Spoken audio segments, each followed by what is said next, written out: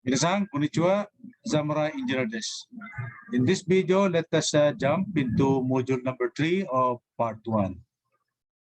It is about available steel grades and sizes, shape and sizes.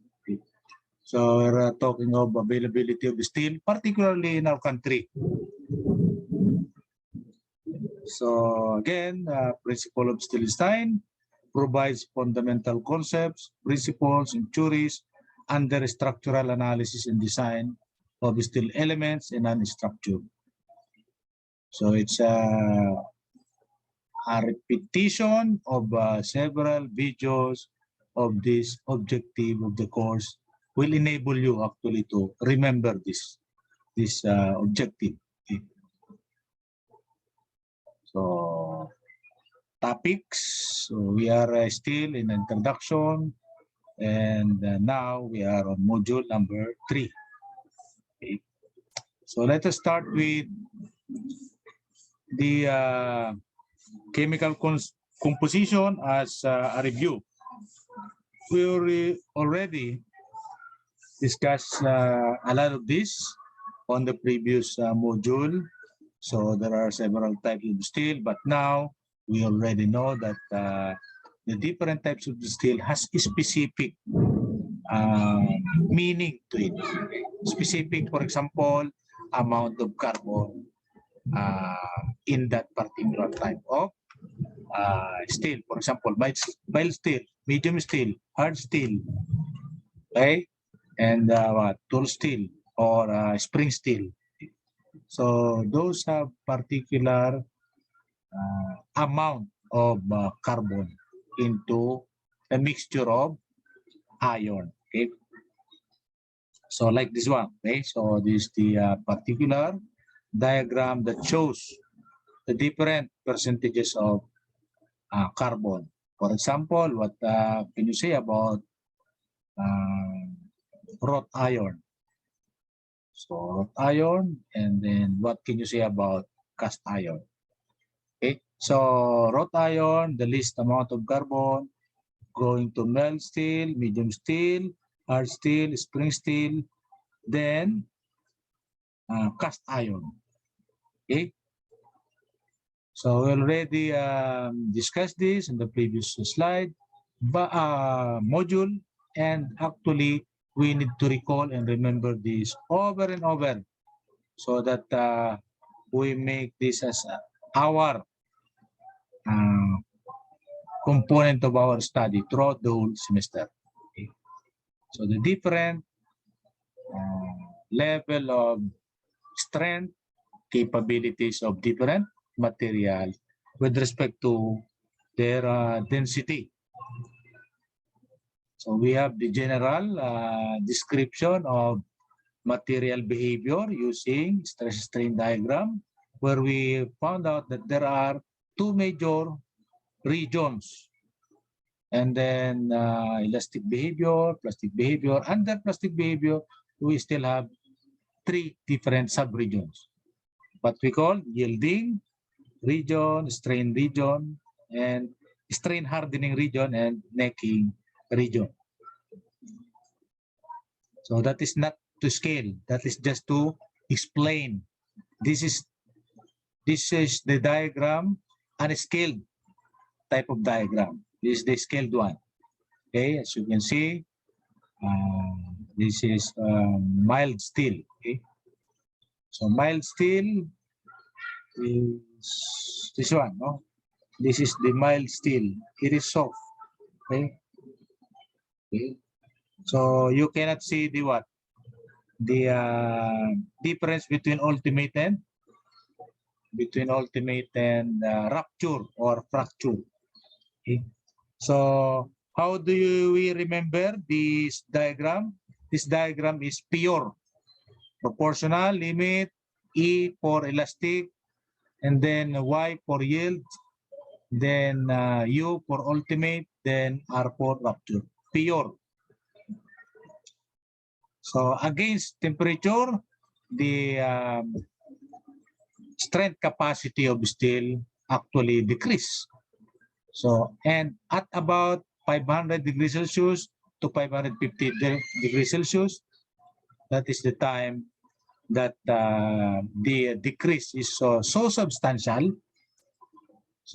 enough that a failure of the structure may occur.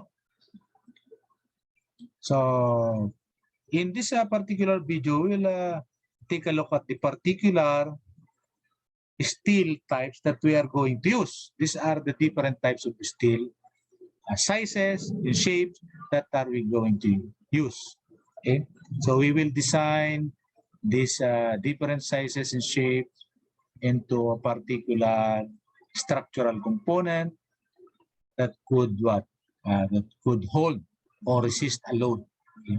So as you can see, there are several color coding. Okay, so for example, you have what? This is a tubular type of steel. Okay, tubular. So if that is circle, that is pipe. Okay, so that is one difference between tubular and pipe. So pipe is of course circular. Okay. Again, this is a tubular, but this is not a square. This is a rectangle tube, no? Rectangle tube. This is a square tube. Okay. Okay. So what about this one? This one is H, letter H, no? You can see letter H, or if this is turned to its vertical position, this is actually letter I. Okay, so this actually, what do we call? This is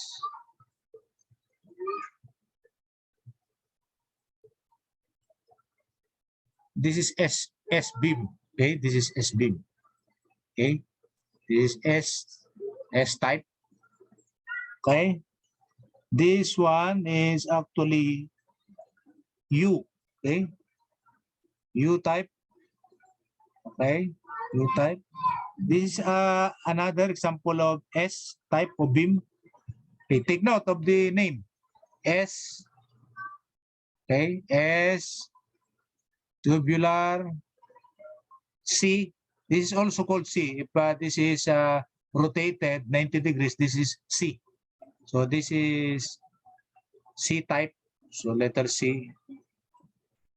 Tubular. This again another example of C. This is an example of steel. This is an example of S, this type. Okay.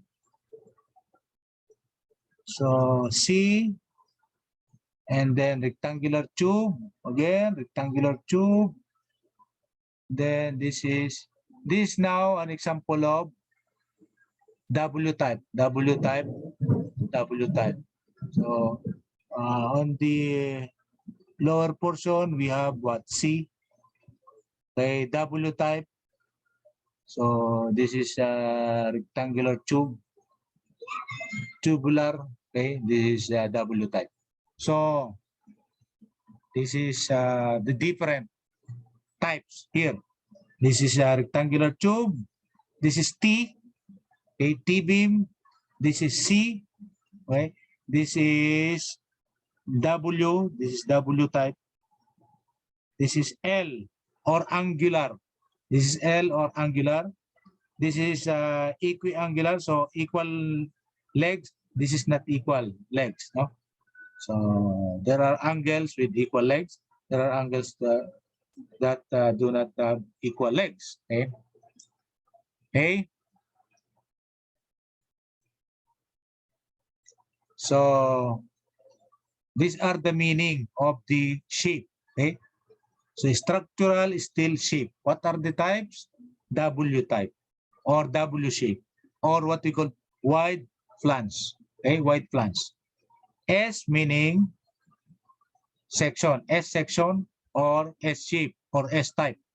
So letter S. So we have W type, S type, L is angle, C is channel, WT is structural T. So this one is structural T. HSS, plates, and so on. Okay, so these are the common type of shape for structural steel.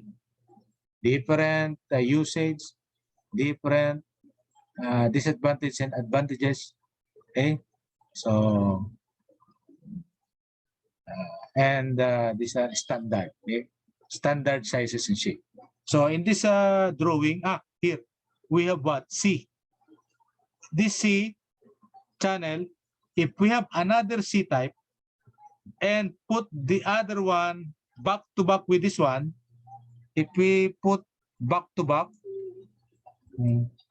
two C channel, put it back to back, it is the same as I, as letter I. But putting it back to back, this type of letter C channel is actually what we call S section. What is the difference between W and S? The distance of this the distance. From this point to this point, the distance is longer. If the distance of this is shorter, for example, starting from this point up to this point, the distance is short. That is what we call S shape or section type. Okay. So if that is long, that is. So what do we name these parts? Okay. So let us name this part. This portion is what we call web. This is web.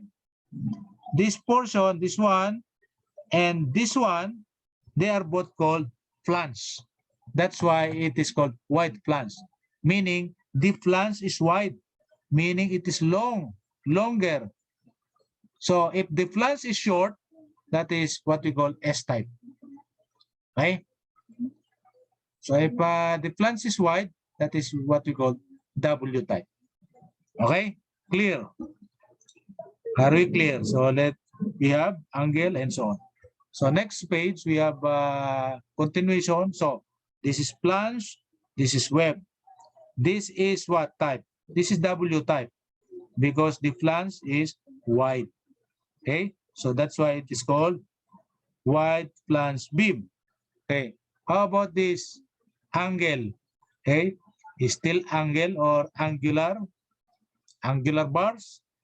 Okay, or sometimes the workers, the laborers, they call this one as I-beam. If they call this one as I-beam, they are not engineer. They are just worker. Okay? The correct name for this is W flange or W type. That is the correct name for this. If you call it I-beam, you are not an engineer. Or maybe you want to be understood by a non-engineer. Okay? Take note. If you are both engineer and talking to each other, you don't need to use I-beam. No. Because you are talking to each other, you are both engineers. So therefore, you have to use the word Y or W type. Of course, if you are both civil engineer, if you are a civil engineer and you are talking to mechanical engineer or electrical engineer, of course, you can say I-beam in order for you to be understood. No? Okay? Okay. So take note here. This is W type. This symbol is W type. Take note, white. The flange is white. But the next one, this is S type. The flange is not white. And it looks like it is made up of two C channel connected back to back with each other. So put two C channel connect back to back. So we have what? S type. So we have another type of C channel, square tube, rectangular tube, pipe, and angle. Okay, so those are the usual shapes and available structural elements in our country and in the world. Okay, so steel channel, tube steel, steel angular, steel angle, and so on. So what is this? This is composite steel beam and detail. So decking, we have a decking. The decking is this black portion. This is the decking, and then concrete was poured and cured above the decking. The decking is supported by steel beam. In this case, is this a wide flange or short flange? This is a wide flange still. Take note, the flange is short, but this is also called wide flange. Why? Because of the shape of flange. Take note, the shape. The shape is the number one difference between W and S type flange. Okay, take note of the shape. The shape of the flange is not constant. The thickness. The thickness is not constant when you are talking of S shape. But if you are talking of wide flange, the thickness of the flange is constant, meaning the thickness from the tip up to the other tip, the thickness remains the same. Okay? So take note of this. The thickness from this point and the tip is not the same. From this point and that point is not the same. The thickness is decreasing. Huh? Okay, the thickness is decreasing, going to the tip of the flange. So that is what we call S-type. Okay? Are we clear? Are we clear? So, this is our challenge. Question number 35, challenge problem. What is the minimum coating thickness of bituminous coated iron steel pipe for under drains? So when we have a draining system, we sometimes use iron steel pipe, meaning circular cross-section. And because iron steel could easily be corroded, particularly if it is in direct contact with the weather or the environment. In this case, it is in direct contact with soil, okay? Because it is used underneath the soil as the drain system. So we need to coat it. We need coating. What type of coating? The most normal, natural one is bituminous type of coating. Bituminous coating, okay? And we are being asked, what is the minimum amount of coating, minimum thickness coating? Okay, A, 0.25 mm, 0.5 mm, 0.75 mm, and 0.8 mm.